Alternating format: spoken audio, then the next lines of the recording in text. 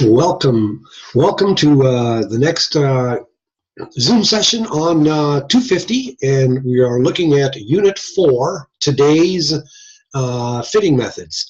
And we've completed last week, we completed the early fitting methods based on the half gain rule from Lybarger. We talked about the Berger fitting method, the Pogo method, the Libby method, the NAL method, and then NAL-R revised. And then last week we began in Unit 4, and we talked a little bit about DSL and NAL, NL1. Specifically, DSL4 and NAL, NL1.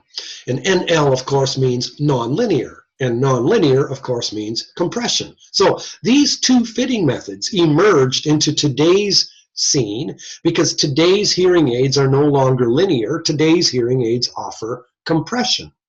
And in one sentence, linear hearing aids give the same gain for all inputs. Okay? The same gain for a whisper, the same gain for average speech, the same gain for loud speech. In other words, the linear hearing aids, if the input increases by 10, the output increases by 10. So linear hearing aids with the old hearing aid fitting methods were programmed, or they were set to deliver the proper gain for regular conversational speech. That was the whole purpose behind the fitting methods. The concentration was on average conversational speech because that's the input of most interest to people with hearing loss, everyday speech. So they gave half gain for those inputs. And if they increased the thresholds by half, that meant that aided speech inputs would sit nicely in the dynamic range of the listener. So we all hold these truths to be self-evident. Then we came into today's methodology, which is using real ear. And real ear uses insertion gain, or did anyway. In the early days of real ear, that's what they used. So, insertion gain. The fitting methods didn't change, we said last week. Didn't change one iota. You still have the same half gain, Berger, Pogo, blah, blah, blah, blah. But the method of verifying. See, fitting methods predict. And they'll say, here, bink in the hearing loss, and now choose your fitting method, and the fitting method will choose the right kind of gain for that person. Okay, functional gain and insertion gain were two methods of validating or verifying. Is the gain what the fitting method said it would be? And the early way of verifying was behavioral. You took the headphones off, you put the hearing aid in the ear, you retested the thresholds, and you wanted to hit the half gain targets, or you wanted to hit the Berger targets, or the Pogo targets, or the Libby or the NAL targets. And then came real ear, where you stuck a tube in the canal, we said last week, and your fitting methods didn't change, but instead you measured real ear unaided response with the tube in the ear, and then basically held the tube and put the hearing aid on top of it, turned the volume up normally, and ran the same sound through, sweet tones, and you looked at real ear aided response. And real ear aided minus real ear unaided was real ear insertion gain. This test is non-behavioral. It doesn't involve a voluntary raising of a hand. It's real ear. Okay, so the method of verifying was very quick. All right, there's the intertwined carrots growing together. Okay, fitting methods and methods by way of verifying the fitting methods. Now to today's stuff. Share screen. Look at what we've got here. Shrink that guy. Pull up the Microsoft Word and lift it up to the top. Fitting methods today. The readings would be out of my little textbook, Chapter 6, Compression for Clinicians, and you will note when you're looking at that book, you're going to see Chapters 4, 5, and 6 that deal with this course. Chapter 4, Early Fitting Methods. half gain, Berger, Nell, all that stuff. Chapter 5, real ear measurement. Chapter 6, today's fitting methods. And I did that on purpose because the development of fitting methods and the development of real ear measurement were intertwined. This is the thing. All righty then. Now, looking at fitting methods today.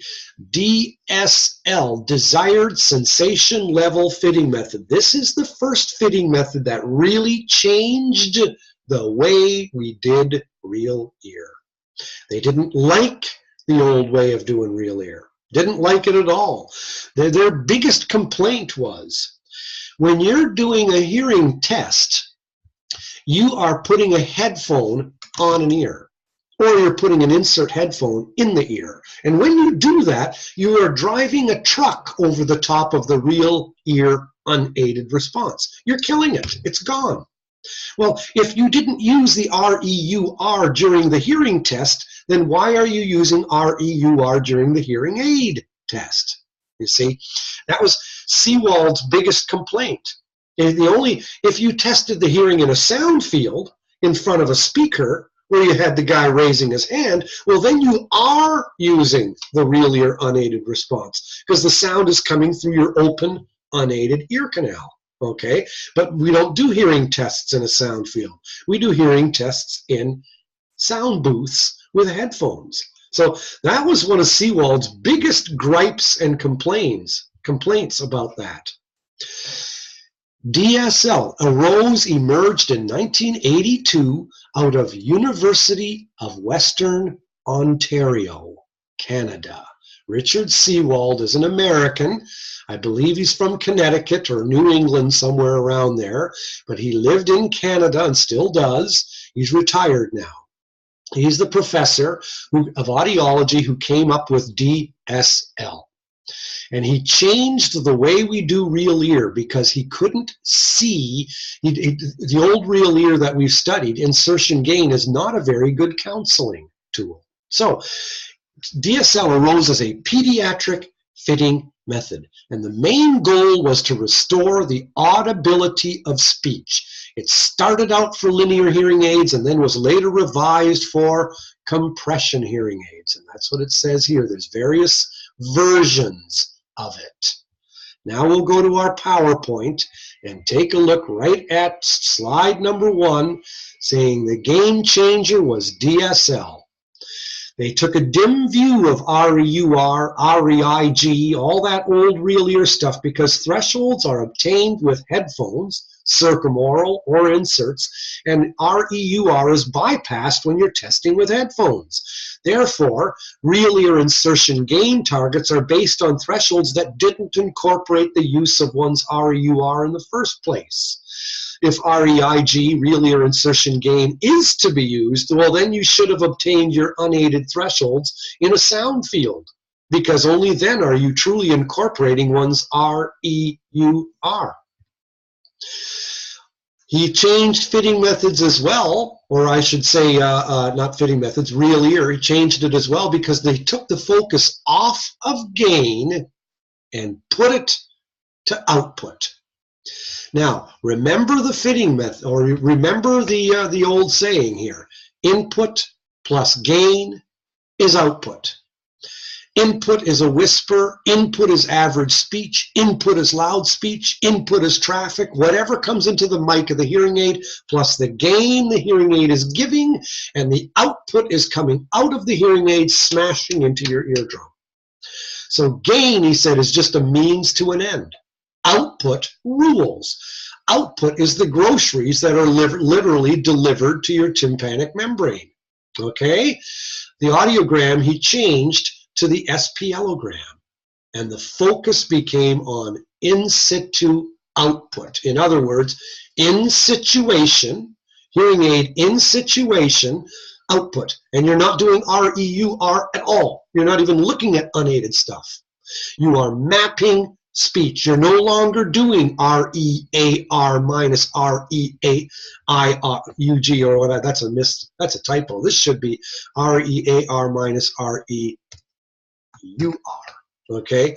No longer that. It's actually easier. than that. We just do one measure. We're looking at REAR. So let's look at what we mean there. Minimal audible pressure is added to dBHL thresholds to convert them to dBSPL. Remember, this is in dBSPL. Oops, don't move it too much there, okay?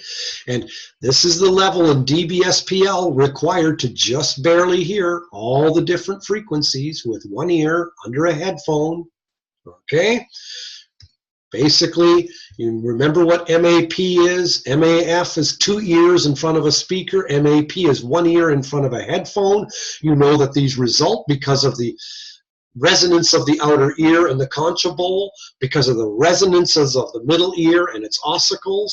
You put these top two things together, left plus right equals these two, okay? MAF, minimal audible field, 2 ears in front of a speaker. MAP, 1 ear under a headphone. Remember, the axis here is in dBSPL. The little bubble on MAP is there because you're plugging up the ear with a headphone, so you've lost a lot of the total ear canal resonance. Anyway, there's the picture describing that. So make sure you look at that carefully. So basically, a hearing loss on a typical audiogram and the same hearing loss plotted on an SPLogram. Notice these thresholds here are like 70. Well, in SPL, they're closer to 85, 90 because you're adding MAP to it to change HL into SPL. So normal hearing is at the bottom, hearing loss is rising, loudness discomfort levels are the asterisks. So now you can plainly see the dynamic range of the listener. Instead of plotting it from the thresholds here to UCL, now you're plotting it from the floor to the ceiling. And now hearing aids and hearing loss can be reading the same language. And therefore, he said, now look at this. I can show unaided speech, and I can show what's audible, namely the vowels, and what's inaudible, now the high frequency consonants. And the purpose of DSL is to lift these highs where they belong. So that aided speech is now sitting in the dynamic range of the listener. And basically all of probe tube real ear measures now copied DSL's lead. Now we look at in situ real ear aided response. It's actually easier than the old way. REUR today is only measured to ensure good probe tube placement. In other words, it's going to only look good out to 4,000 hertz if the tube is all the way down to the eardrum. And you're basically taking 3 measurements today. REAR for average speech inputs, REAR for soft speech inputs, REAR for loud speech inputs. Basically, that's the idea. Outputs are measured for these 3 inputs. Gain is yesterday's news. It's just a means to an end. And as I said last week, it's like me asking you, did you get the bread from the store? And you say, yep. Did you ride your bike to the store? Did you walk to the store? Did you take a train to the store? That's what we'd call gain. It doesn't matter. Did you get the bread? Okay? Gain is just a means to an end. Output today rules. It is the groceries literally delivered to the doorstep of your eardrum. Unaided speech can now be laid across unaided thresholds. So now you can see it. And you've got a great counseling tool visually for describing what you want to have happen. So today's real ear and yesterday's real ear, no comparison between the two. Today, this is what we do. It's on an SPLogram. We are literally mapping speech into the remaining dynamic range of the listener. These would be target outputs for 3 inputs. And the target output for soft input speech, make it barely audible like the green line. Because normal hearing people can barely hear soft speech. And then the target for average speech inputs, make that all audible, but not 2. And the target for loud input speech, make sure that the outputs are below the listener's uncomfortable loudness levels. Then you are done. You've done everything. So here's the tale of two compression-based fitting methods. We're pulling it up here literally to see. Now I'm just scrolling down here to take a quick look-see at what we've got. Okay, back up. And what I'm going to do as well at the same time is I am going to pull up last week's one just to highlight what we don't do anymore in terms of real ear. So you can look at the transition from yesterday's real ear to today's real ear. Okay, looking at yesterday's real ear, basically there you got it. Real ear unaided response, real ear aided response, the difference between the two, real ear insertion gain. You see, Seewald looked at this when he was a pediatric audiologist. And he says, how am I supposed to explain this to a parent, teacher, or caregiver of a child? What counseling is done this way? What does that graph mean? Well, we're hitting the target, as you can see. Well, what's the target? Well, that's how much loudness we want from the hearing aid. Well, what sounds of speech will my child be able to hear compared to when he's not wearing a hearing aid? Well, we just know that if we hit this target, your child will hear pretty well. It just doesn't, it's not a fitting tool for counseling. And now when you compare this, to this over here, and you're looking at, this is a much better counseling tool. Okay, and now so yesterday's real ear, which looked like this, has morphed to today's real ear, which looks like this. And it's called speech mapping. All right, read our notes now. Take a look. The new real ear is different in several ways. I heard a ding dong. Oh, somebody's home. Hey, how are you? How are you doing? Is that Tina? I think it is. Yep, I can see you. Okay. Anyway, so today's real ear and DSL in particular as a fitting method, they're unique in several ways. Number one, SPLogram. Number two, output is king, not gain. Those two things really turned the entire world of real ear upside down. DSL was quite concerned with transforms too, big time. In other words, real ear to coupler difference. Now when you're thinking about RECD, think about a 2cc coupler that's used in ANSI testing. And I'll stop sharing for just a second. Recall the 2cc coupler, the 2 cubic centimeter coupler used for all ANSI testing, and then the closed ear canal, the real human ear canal. And the real human ear canal volume is smaller than 2cc coupler. The real human ear canal closed off of the hearing aid is closer to 1 and 1.5 cubic centimeters. So real ear to coupler difference, that was something that was incorporated into the DSL fitting method. For the first time, RECD was brought in. That's one thing DSL did.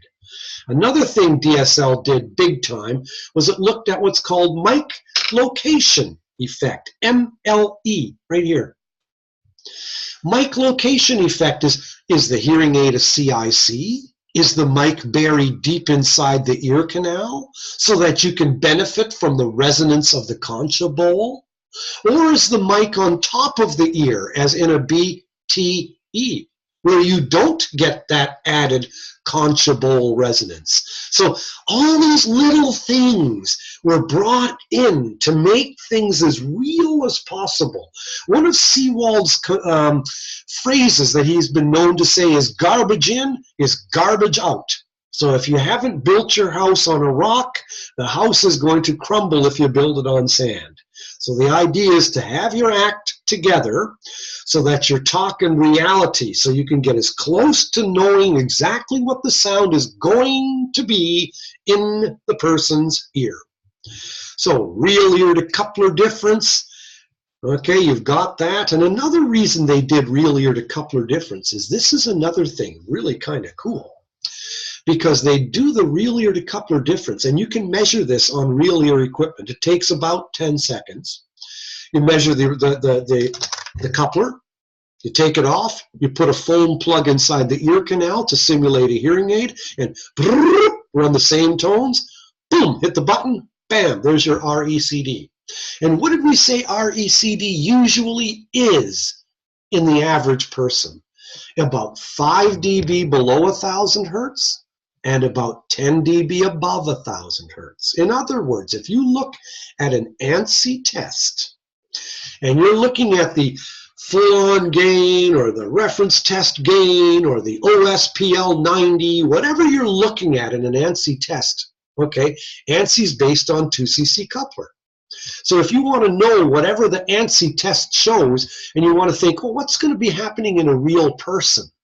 Well, then you'd add ADD, add the RECD to it. Because in a real ear canal, which is smaller than a 2cc coupler, you'll have more sound.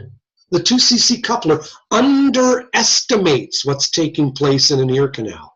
So real ear to coupler difference, you're adding 5 dB below 1,000 hertz and about 10 dB above 1,000 hertz to any ANSI response, and you'll know basically what'll happen in the person's real ear. Now, in a baby or a child, what they do, it's quite intelligent actually. You know how a baby isn't going to be sitting there raising his hand when he hears a tone, and a baby isn't going to put up with all kinds of stuff stuck in its ear while you're doing hearing aid measurements, because babies are fit with hearing aids today, okay? And they need to learn language. So, what the pediatric audiologist will do is the audiologist will measure the baby's real ear to coupler difference. Then they'll send the kid home. Then they'll put the hearing aid on a 2cc coupler, factor in the real ear to coupler difference, and they'll know exactly what the hearing aid's going to do on the baby's ear. They call that simulated real ear measurement. And it's done at Missouri State University. We don't do it, but a few blocks down the road from OTC, they do. Okay, we're focusing on adults, so that's not our worry. So, but I just wanted to make mention of that because DSL began as a pediatric fitting method. That's how it started. Okay, great. Now, microphone location effect, we discussed what that is. That's going to make a difference as to what's happening. And then another thing that, of course, set DSL apart, it's the first fitting method that used several targets. So you had 3 targets, one for soft inputs, one for average inputs, one for loud inputs, representing 50, 75, or 85 to 90 dB SPL. These would represent soft, average, and loud speech. DSL-4 is the first compression-based fitting method, and it looked at the SPLogram, it put things in output, and the focus was to keep things inside the listener's dynamic range. So here we go, you're looking at this particular scene here. When you look at the first real 2 compression-based fitting methods was DSL, and look how they call it, I/O, input, output, and now, National Acoustics Labs, Australia. And what is interesting is that these 2 compression-based fitting methods are still used today. This is what's found now, although today DSL-4 has morphed into DSL-5. And NAL-NL1 has morphed into NAL-NL2. So the 2 most common fitting methods today are DSL-5 and NAL-NL2. Well, let's just kind of take a look-see at what we've got. Where we are, how we're doing. Okay, I've moved a little bit here. Okay, great. All right. DSL. Main focus, audibility and comfort of speech. It originated in 1982 as a pediatric fitting method. The software began later on to focus on compression hearing aids. Western University in Ontario, Canada, got the trademark for DSL in 1995. This was a big deal. And it's used all over the world, especially for fitting infants. So here we go. The SPLogram, now used in real ear. Frequency-specific loudness tolerance levels. Look at that. Instead of doing speech and finding the loudness discomfort level for speech, they raised each tone up until it was too loud. And the client did frequency-specific loudness discomfort levels.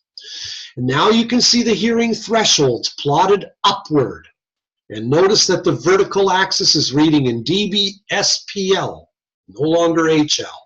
And normal hearing is at the bottom of the graph, minimal audible pressure. So this black dotted line is 0 dB HL on the audiogram. Long-term average speech spectrum, LTAS, in other words, unaided speech, basically. So as a counseling tool, I'm able to explain what parts of speech are above the guy's thresholds and what parts of speech are literally below the guy's thresholds. Now, for the first time, hearing aids and hearing loss are plotted in the same language, finally. Yeah, now this would be the goal of what you wanted to do. Aid the speech so that it sits inside the guy's dynamic range. Now there's something else to note here too, and that is the uniqueness of unaided speech. Look at that spectrum in gray. You can see that the mean is not in the center of the range. The aided speech or unaided speech fluctuates a bit. It gets a bit louder and it gets a bit softer. In other words, all speech isn't exactly the same. I'm not always talking like this. You're talking louder and softer. So that fluctuates by about 30 decibels. And that's why when they show unaided speech, it's kind of a bar or a band across the audiogram. It's this big fat gray thing. Okay, same with here in my shot, I show it as a big orange, okay, but it's this broad band, and that's 30 decibels deep.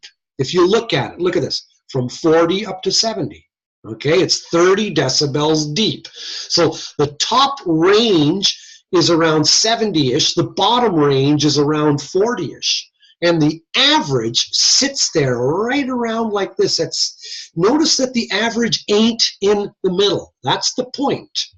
And what I'm trying to draw home here is digital hearing aids as well. Let's look at this. Note that the mean average is not in the center of the range. Unaided speech has a 30 dB range. The mean sits 12 dB below the top and 18 dB above the bottom. And in other words, in statistics, they say the mean is not equal to the median is not equal to the mode. That's because speech changes rapidly in intensity over time.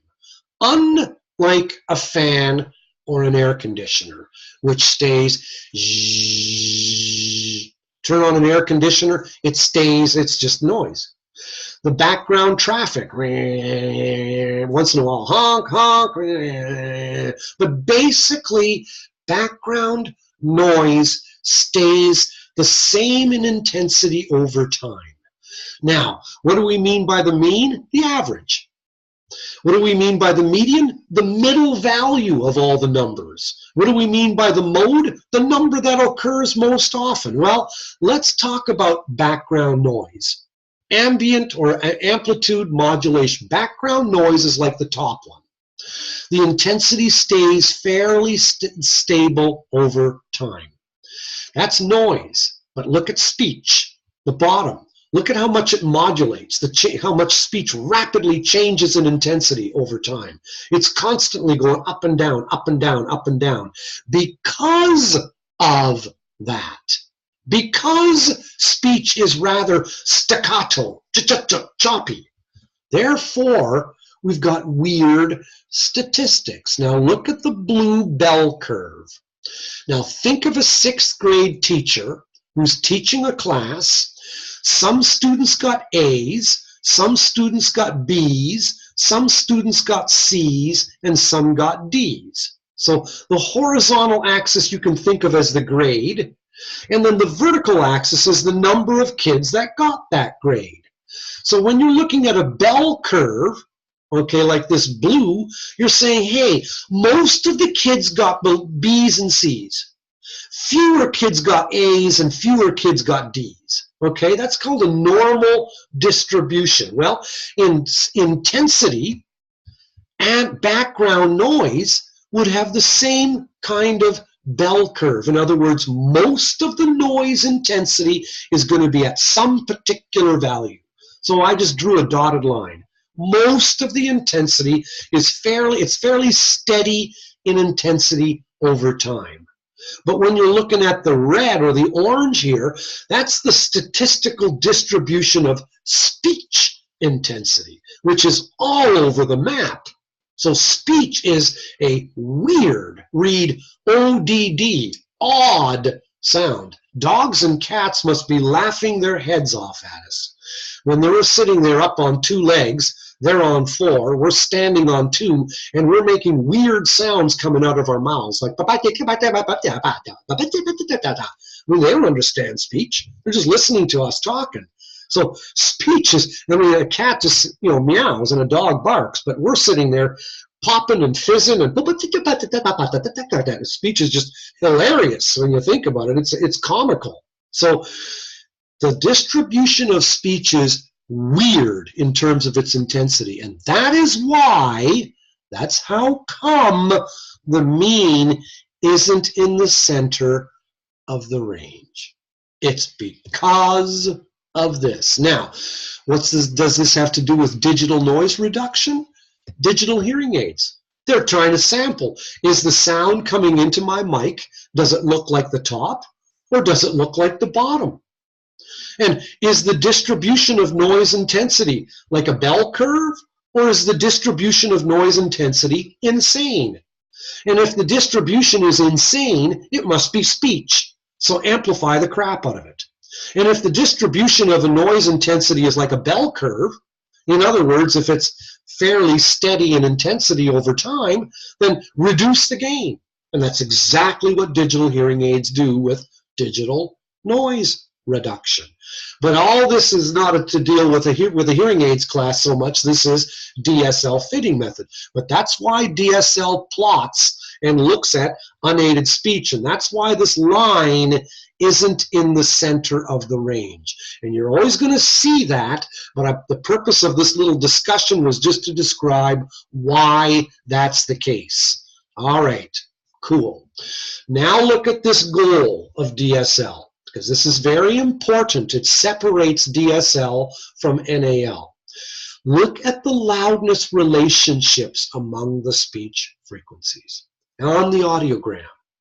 All the sounds that are produced by the voice, Z, V, so Z, V, J, M, D, B, and all the vowels, those are louder and lower, and the high frequency consonants are softer and higher, just like this is. Here, this is in dB-SPL, this is in dB-HL.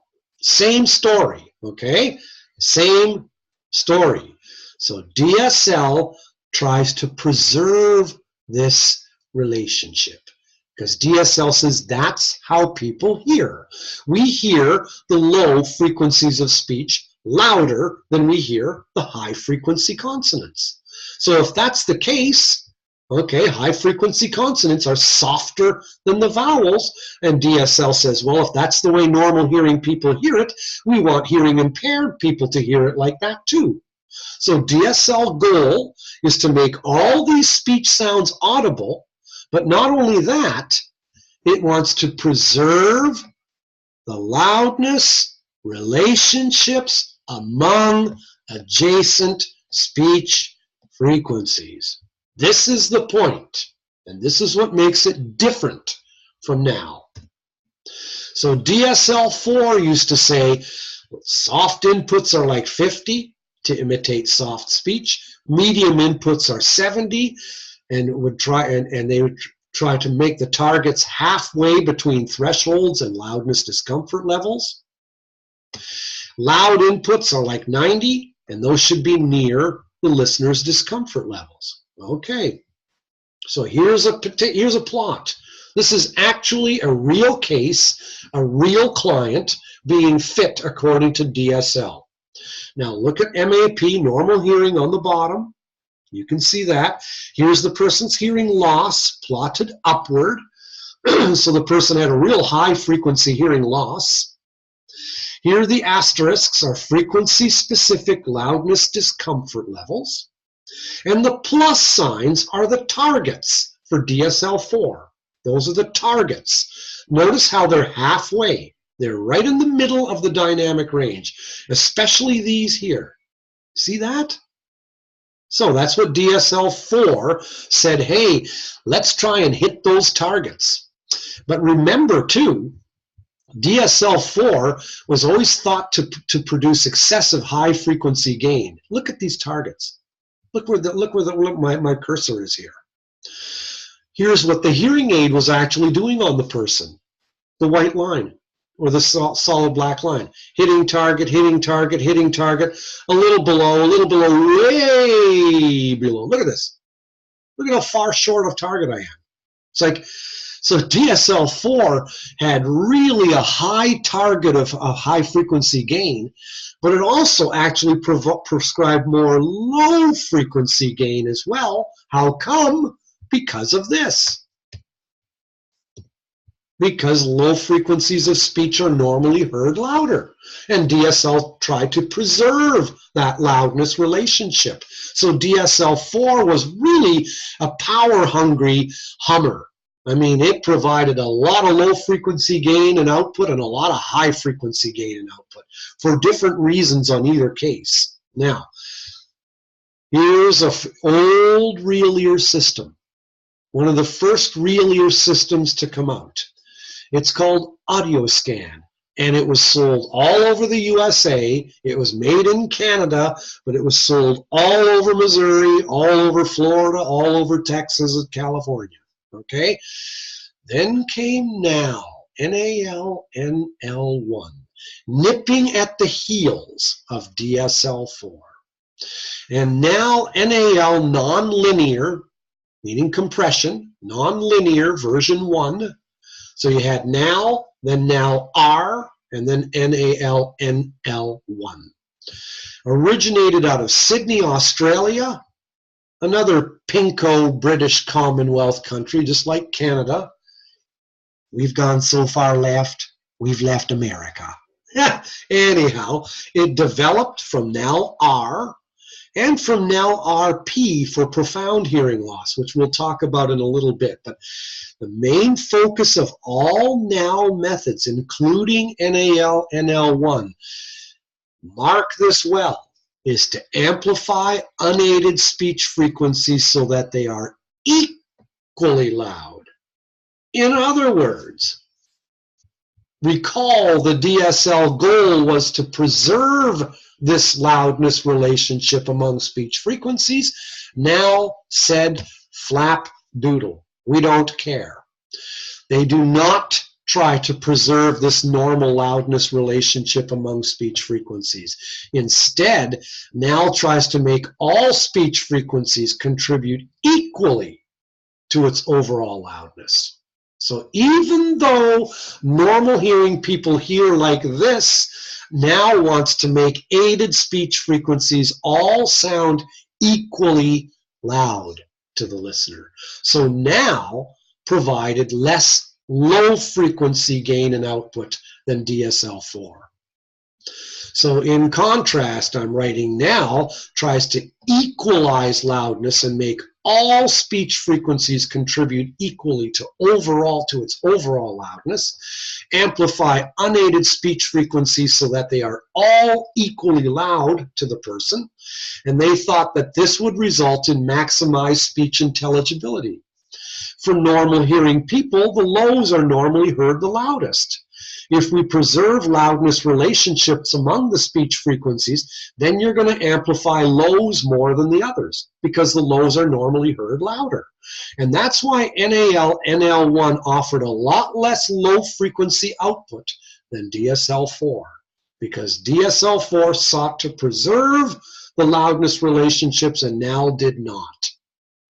Now, there's a wrinkle in here. At the year 1990, a little-known version of NAL came out. It was called NALR for profound hearing losses. And this will help to explain why NAL also provided less high-frequency gain than DSL4. We already know why NAL NL1 provided less low frequency output than DSL4. Now we're going to look at why NAL NL1 provided less high frequency output. Here's why. They did a study on two groups of hearing loss.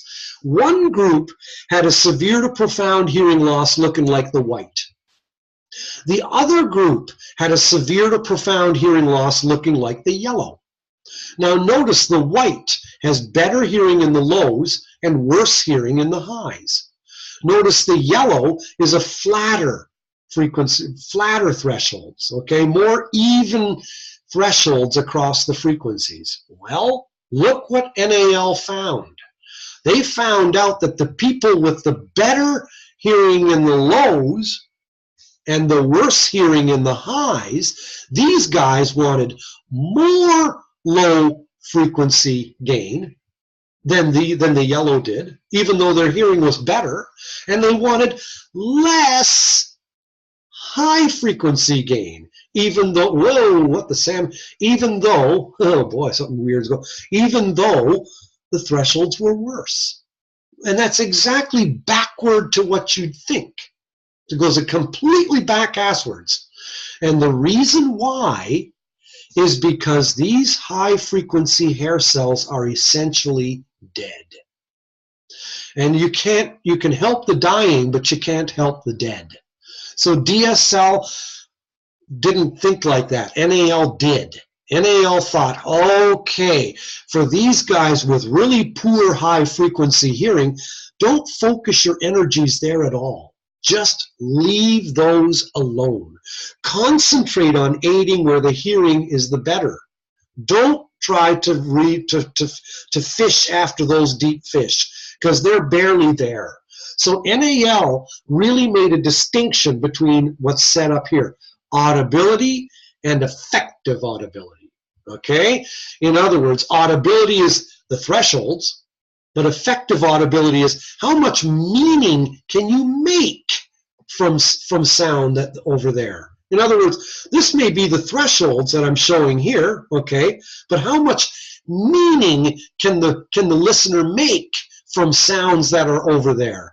And the answer is not very much, because there's so few hair cells there that maybe the sounds are audible, but that it sounds like crap. The guy can't really do much with that. So that's a reason why NAL NL1 also then provided less high frequency amplification. So NAL NL1, by all these characters here, okay, the main one to know is Dylan, Harvey Dylan. The main one behind DSL is Richard Seewald. So these are the two foes that were at war with each other. Linear hearing aid fitting methods, the ones we studied a couple of weeks ago, they always show only one target, because linear hearing aids give the same gain for all inputs. So the focus of linear hearing aids was average conversational speech inputs. Compression, however, gives more types of gain. In other words, it gives different gain at different inputs. It'll give more than half gain for soft inputs, half gain for average speech inputs, and less than half gain for loud speech inputs. So compression fitting methods therefore show more than one target. And that's mainly how NAL NL1 differed from NAL-R. Remember, DSL didn't have this. DSL didn't ever talk like this. DSL essentially began with the SPLogram and all of that stuff, but it really mainly emerged as a compression-based method. But so here's now R.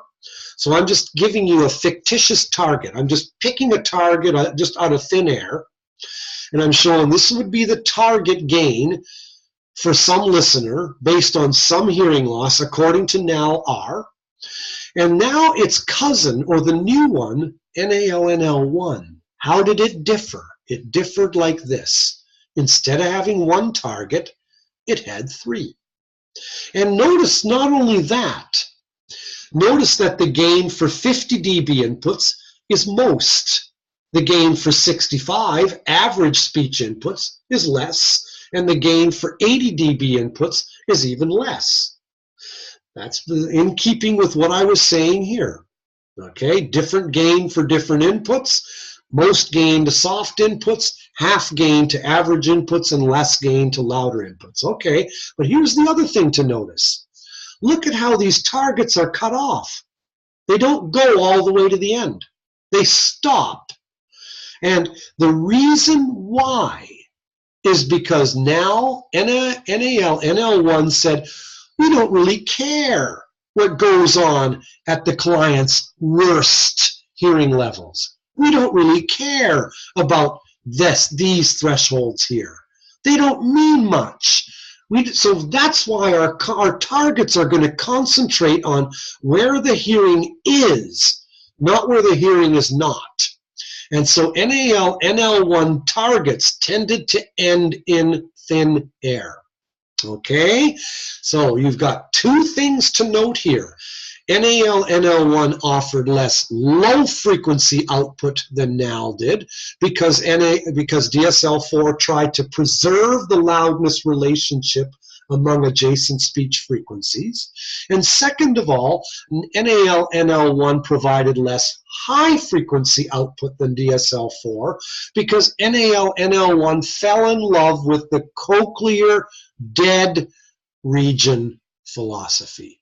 The cochlear dead region philosophy. In other words, you can help the dying, you can't help the dead. So don't focus your energies trying to rake the moon's reflection out of a pool, because it ain't there. Focus on the transition of the hearing loss. Okay, don't focus on the worst. So NALNL1 targets ended where the hearing loss got the worst. So now here's a picture of Richard Seewald a couple of years ago, and he's wearing his straw hat and glasses, and he's showing this picture because he's showing in a comical way the death of DSL4. He killed DSL4. In 2005, it was put down, and it was replaced with DSL5. DSL version 5 came out of a reckoning of a couple of different things. One was called preferred listening levels. They did a study on 3 groups of people. One group of people was kids that were experienced hearing aid wearers. Another group was 24 adults who were experienced hearing aid wearers. And the third group was 24 adults who were new hearing aid users. Now, the resultant preferred listening levels were all below DSL4 targets. All of them. Children were under by a couple of dB, experienced adults by 9 decibels on average, and new adults by 11 dB. So really, basically, in summary, DSL5 backed down on gain and output. So DSL5 is weaker than DSL4. In the meantime, NAL also morphed. NALNL1 changed into NALNL2 because they had new data on what they called their effective audibility. Effective audibility, they said, varied across the frequencies, and they wanted to give gain to frequencies that really served to maximize effective audibility. Overall loudness, they said, was found to be too much with NALNL1, Subjects preferred 4 dB less gain at mid-input levels and even less for high input levels.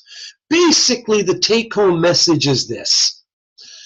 NAL-NL2 gives less gain in the mid frequencies.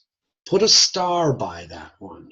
NAL-NL2 gives less gain in the mids and slightly more in the lows and highs.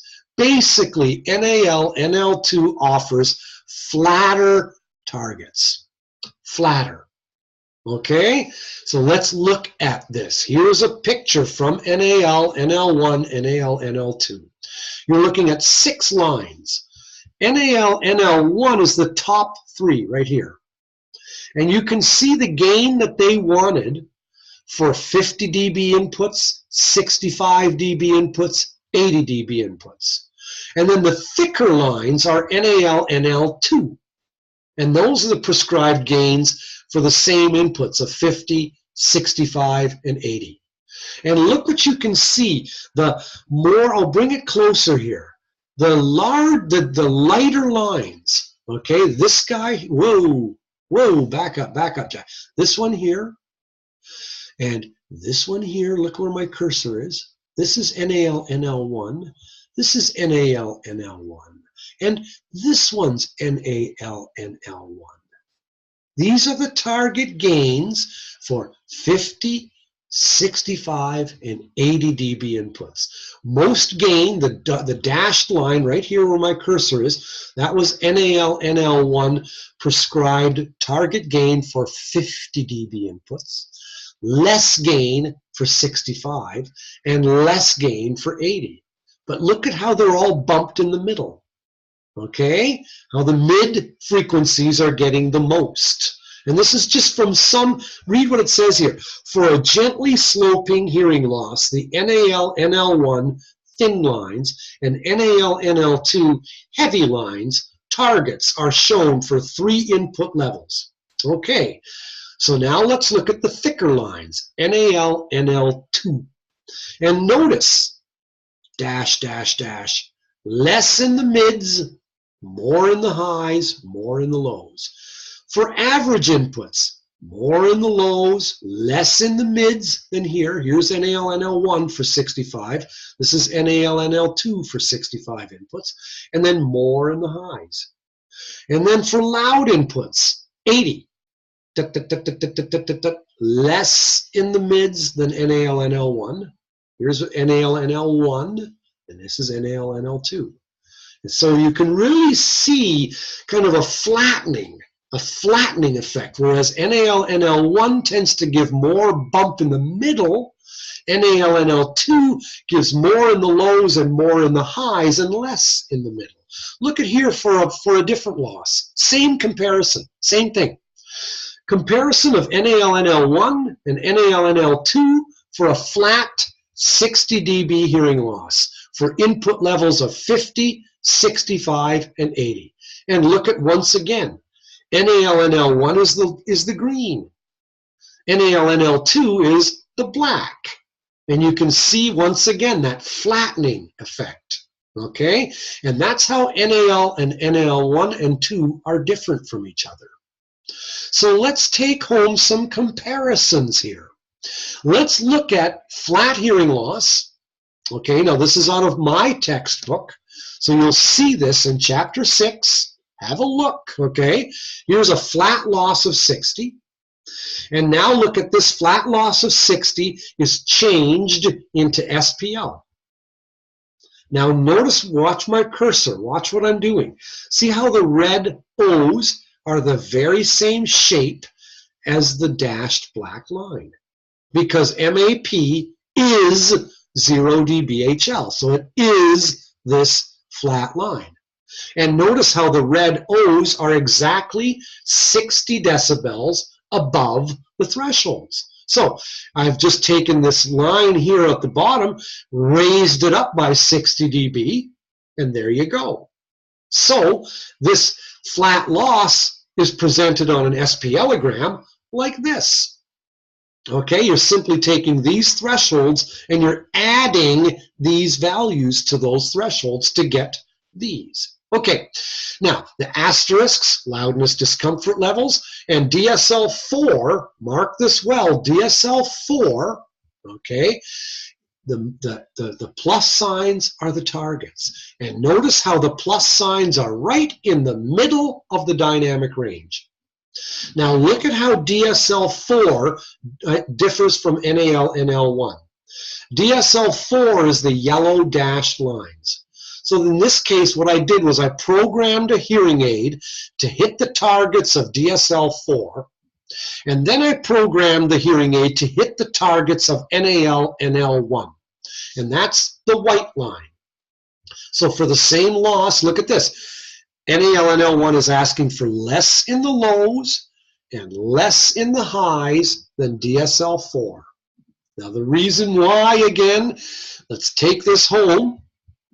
Remember, DSL-4 was trying to preserve the loudness relationship among adjacent speech frequencies, and vowels are normally heard louder than consonants. So DSL sought to preserve that, and that's why DSL prescribes more low-frequency output. And the second thing is, DSL didn't believe in the cochlear dead spot thing. They didn't believe in the fact that, well, you know, they wanted to extract every stinking decibel. So even if the thresholds were way down at 90 to 100, DSL still tried to get those thresholds, whereas NAL didn't.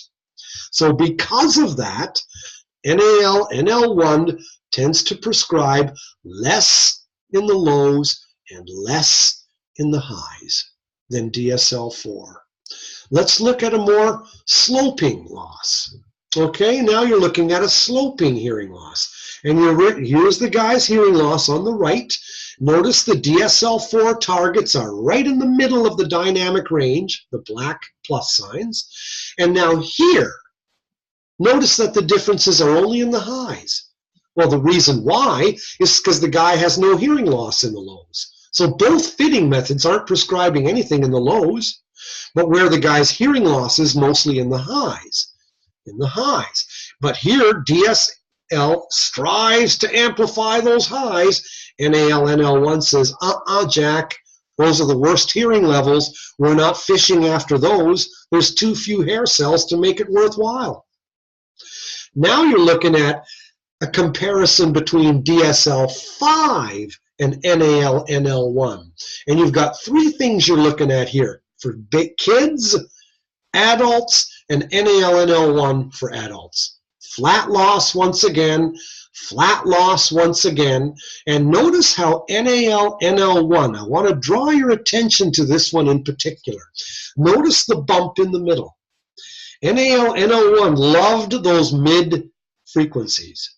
And don't pay too much attention to the child, because the child here is in orange.